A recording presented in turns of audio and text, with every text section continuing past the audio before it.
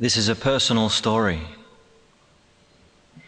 A story so personal that I have never told it before.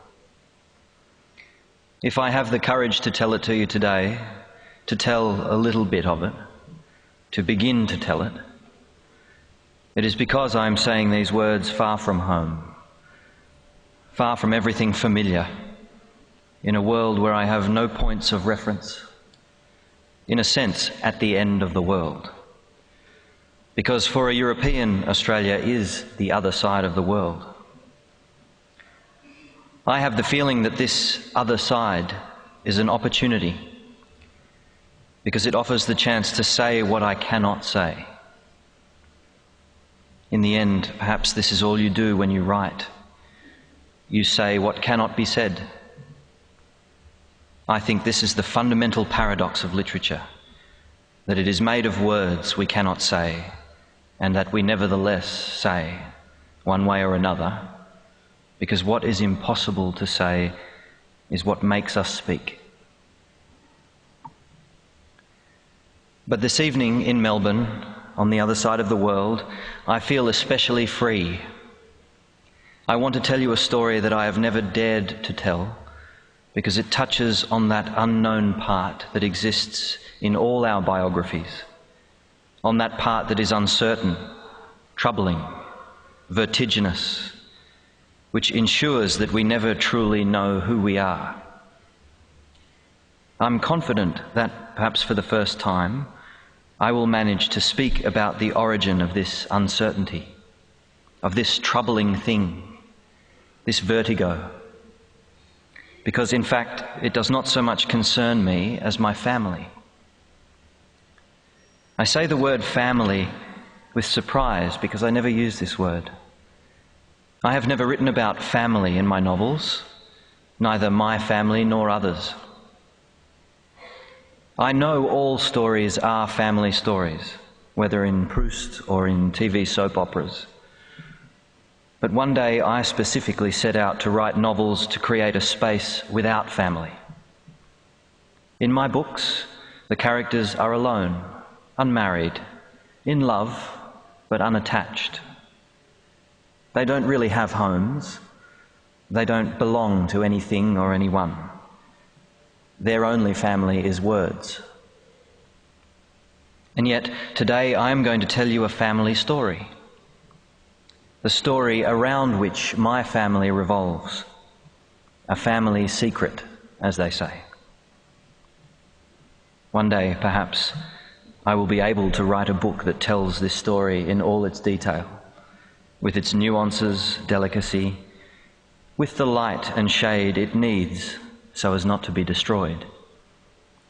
Perhaps I will have to come back to Australia and spend a year or two writing it, in order to take advantage of this opportunity granted to me by the other side of the world. In short, it's the story of my two grandfathers. We lived in Alsace-Lorraine, in that eastern part of France, which, according to the accidents of war and the treaties of peace, has belonged, depending on the era, to Germany as much as to France, and where everyone at the time spoke French as well as German, and spoke in a dialect that resembled German. I say we lived when, of course, I was not yet born, but I come from there. Not necessarily from my family, because every writer has a problem with his sense of belonging and never stops reinventing it through language.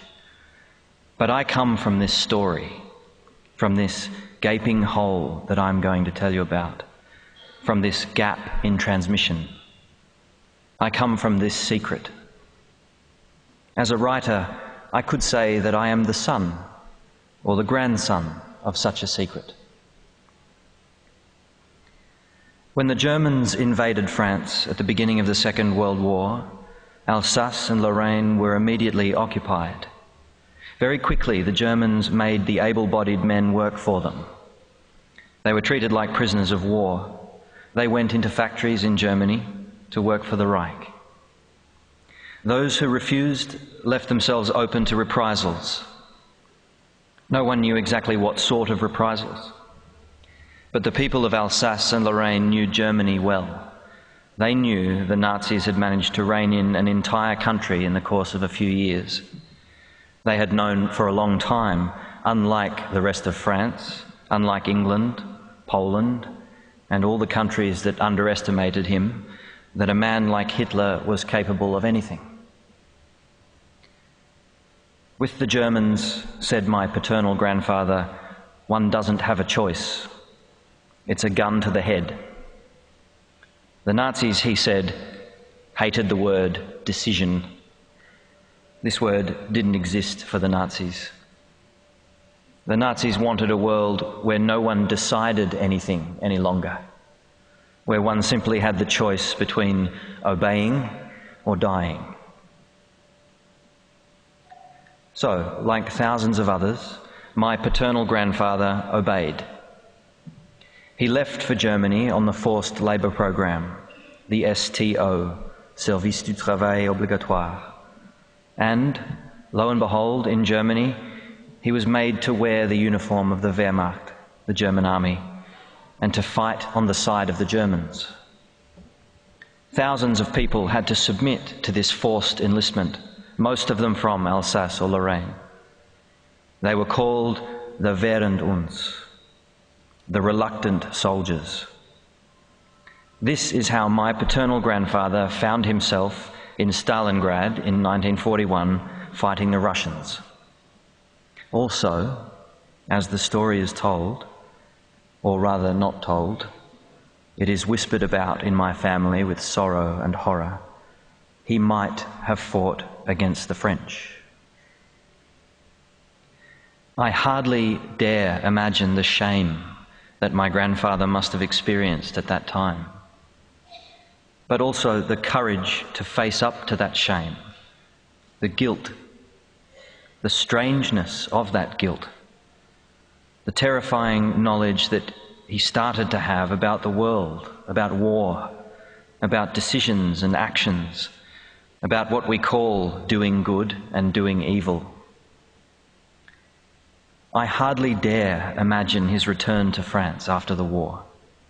I know he came back on foot, like most returning soldiers.